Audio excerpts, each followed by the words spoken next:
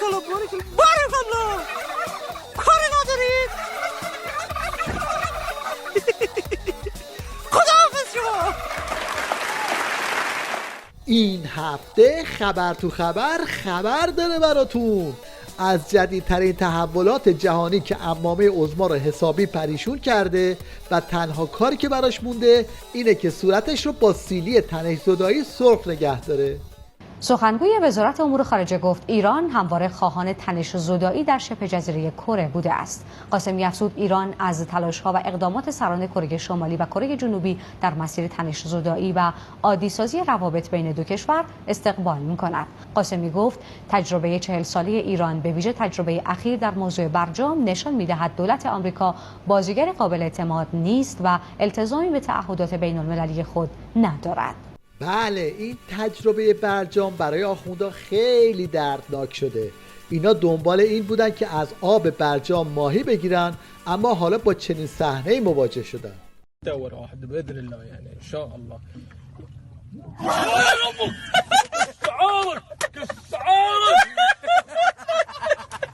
حالا 22 اردیبهشت در حالی داره از راه میرسه که دل عظما مثل سیر و سرکه در حال جوششه و دلواپس و دلارام حسابی به دست و پا افتادن. اینا سعی میکنن بگن ما رفته بودیم که تحریم ها رو تحریم ها رو می‌خواستی برداری؟ پس چرا بعدش گفتی ما مسئله‌مون تحریم نبوده؟ پس چی بوده؟ سایه جنگ رو می‌خواستیم برداریم. سایه جنگ رو با مذاکره برمی‌دارن یا با توان موشکی. 22 اردیبهشت امسال ما مشکلات عدیده‌ای خواهیم داشت. از روز 22 به بعد یا پذیرفتیم ذلت رو جام زهر رو به اماممون نوشاندیم و قبول کردیم موشکی محدود، منطقه‌ای محدود و غیره. چرا؟ چون داخل مشکل داریم. اونجایی که فقر، بیکاری، فساد اداری و غیره مال لیبرال هاست. اگه قرار این ناکارآمدی رو به اسم نظام و ولایت ثبت کنن، ما هم بالاخره رو میکنیم رو پرده اسنادش که نه خیر کار شماست. این تئوریسین بسیجی نظام فکر میکنه خیلی مسلطه، خبر نداره که وقت کله پا شدن همه‌شون رسیده.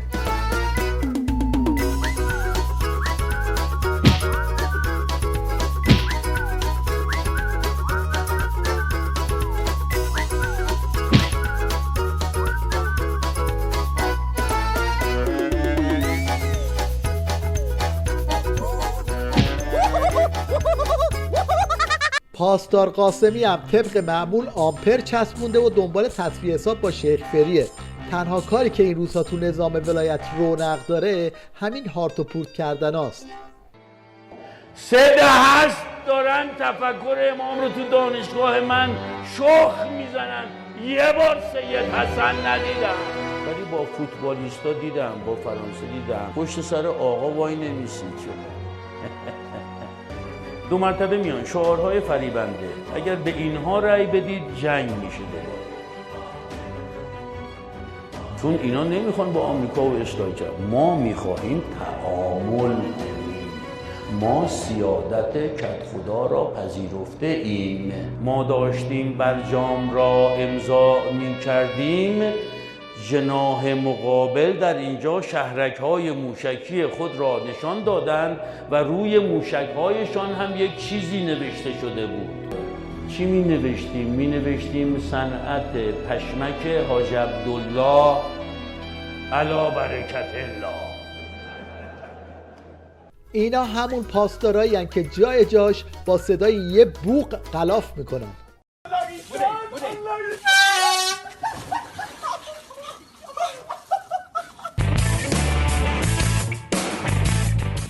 یه عده مثل این نوچه خامنه ولی فقیه از حالا دنبال اینه که کار برجام یکسره بشه و شیخ فری رو کله پا کنه. ناامید کردن مردم نسبت به نظام امامت. قوه مجریه باید جوابگو باشد، در مقام توضیح و سوال نشسته و تمام مشکلات رو با حیله 100 چندان از حیله های تاریخ به دوش رهبری می اندازد.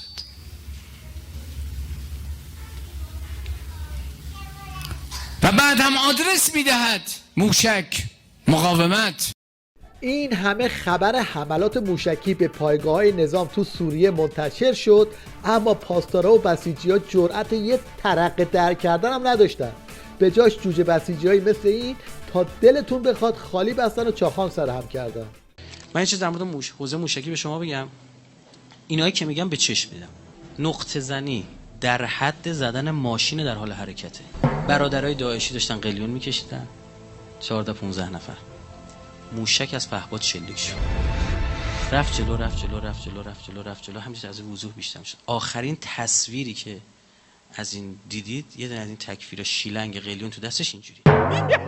نقطه زنی در این حد. اونها هم میدونن، دشمنان هم میدونن. خوب عنایت داشته باشید. اینم تیکش هم کلیپ میشه میاد ببینید تو جمع نخبگان دارم این حرفا رو میزنم. شما ژنتون همه خوبه. با موشک بالستیک لنج برات میزنن، دهانت به قاعده 3-4-5 متر باز میمونه. لنج میزنه تیکه میشه جو. با موشک بالستیک ها لنج ناف که جا خود داره. اینا معنا داره. اصلا میدونید چرا ما نقطه زن شدیم؟ به خاطر مسائل شرعی. میدونید والله رهبری فتوا داد که باید دقیق بزنید. به جنگی با این جماعت بیدین و اخلاق هم رعایت بکنید. البته حالا دیگه همه میدونن آخر عاقبت این افاها و فیگورا چیه.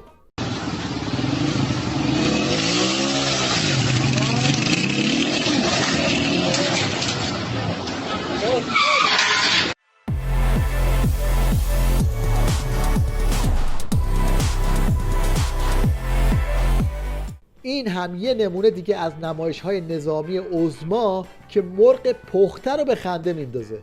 لئوپارد آلمان، آبرامز امریکا، تی-90 روسیه، لکلرک فرانسه و چالنجر انگلیس به روزترین تانک‌های دنیا بودند.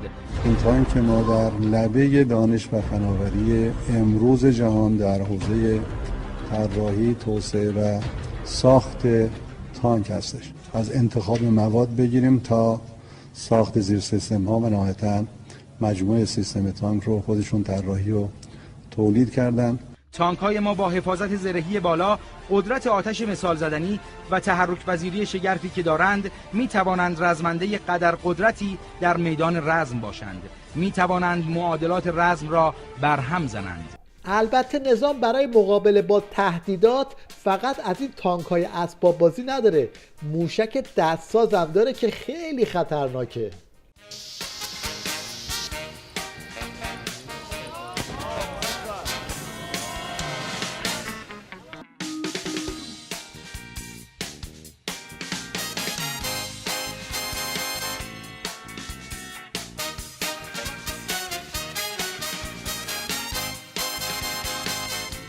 حالا همه اینا رو بذارید یه طرف، ناله های این پاسدار هراسون رو هم بذارید یه طرف.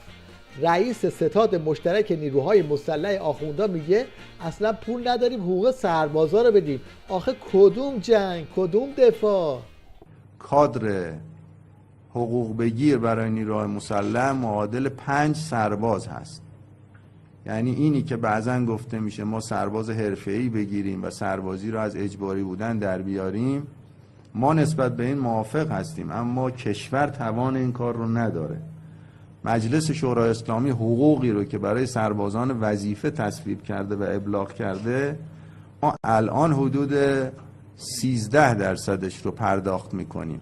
اینجاست که تق آتیشبازی آخوندا در میاد و پاک ضایع میشن.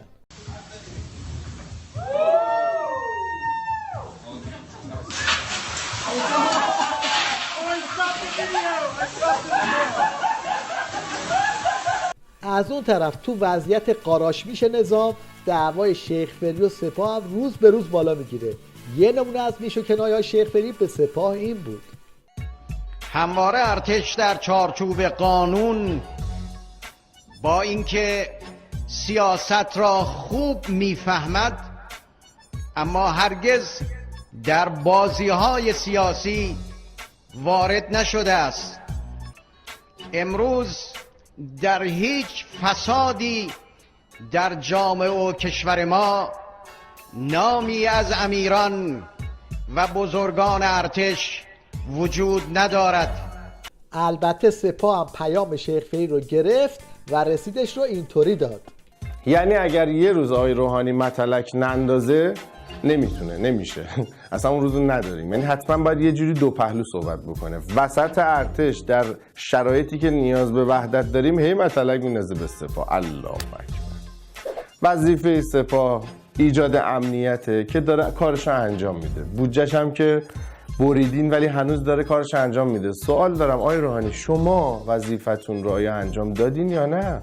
وزیراتون آیا انجام دادن وظیفشون یا نه؟ شما این که از فساد صحبت میکنی از برادرتون چه خبر؟ برادر دیگه بالاخره. حالا شاید سوالتون شده باشه که راستی این وسط خود عظما کجاست؟ بفرمایید اینم از عظما در نمایشگاه حمایت از تولیدات داخلی. چی نوشته تو؟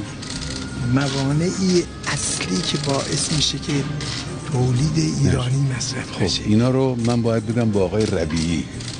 اینو یعنی ایشون بناس دنبال بکنن این قضایا رو. آقای ربیعی بفرمایید. موانع تولید اصل قضیه هم همیناست. انتقالمون پوشاکه. الان برنامه داریم برای همه. الان کار کردیم آقا.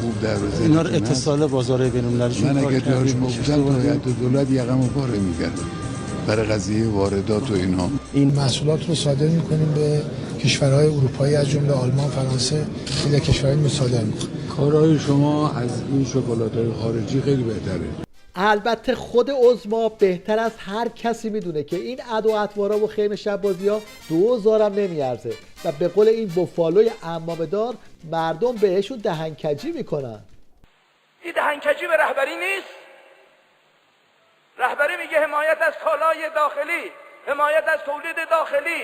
شما بازار درست میکنید، لوازم آرایشی که برای مردم خیلی ضرورت ندارد، تازه بار فرهنگی هم داره، شما بیارید توی نمایشگاه و او رو ترجیح بدن مردم بر کالای داخلی، کشور بشه بازار لوازم آرایش خارجی.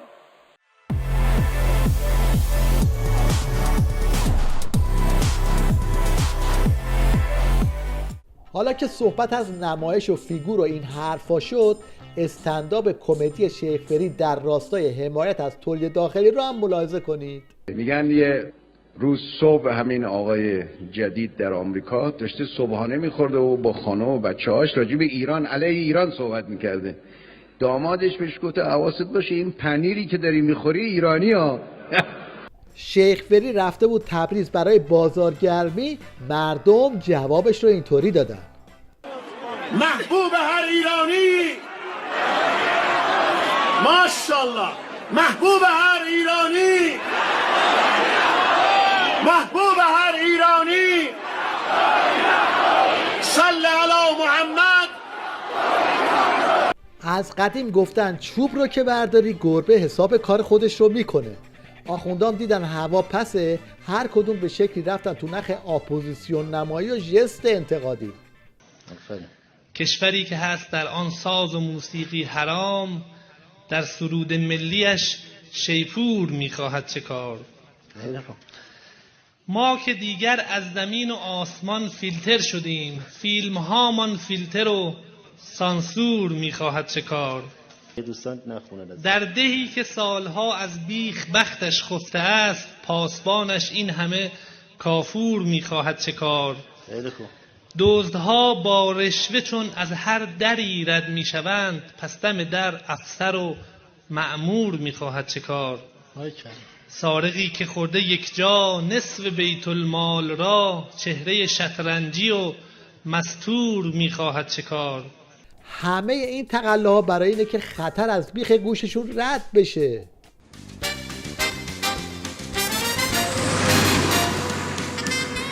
این هم سوتی جدید هفته که سوتی موزه لوور رو گذاشته تو جیبش. یه بافت تاریخی فرهنگی داریم در شیراز که از لحاظ مهندسی بافت تاریخی در ایران بی‌نظیره. من این کوچه پس کوچه های بافت تاریخی رو فقط در ونیز سوئد دیدم. ایتالیا دیدم. در ایتالیا دیدم.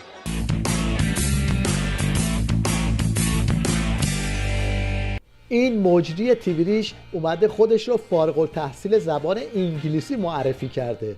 حالا انگلیسیش رو ببینید. خانواده‌ام خیلی براشون خوندن درسم مهم بوده. چی خوندی؟ آموزش زبان انگلیسی. انگلیسیتون هم خوبه؟ بله بد نیست.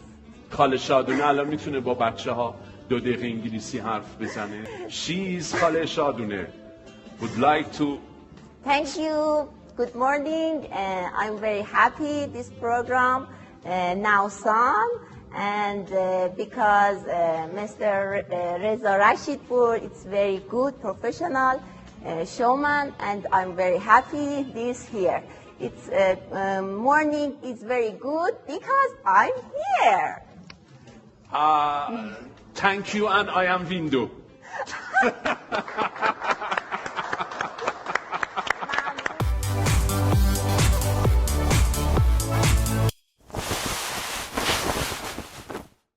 در پایان توجه شما رو به هنرنمایی عجیب این بیلیارد بازا جلب می‌کنیم که در نوع خودش بی‌نظیره.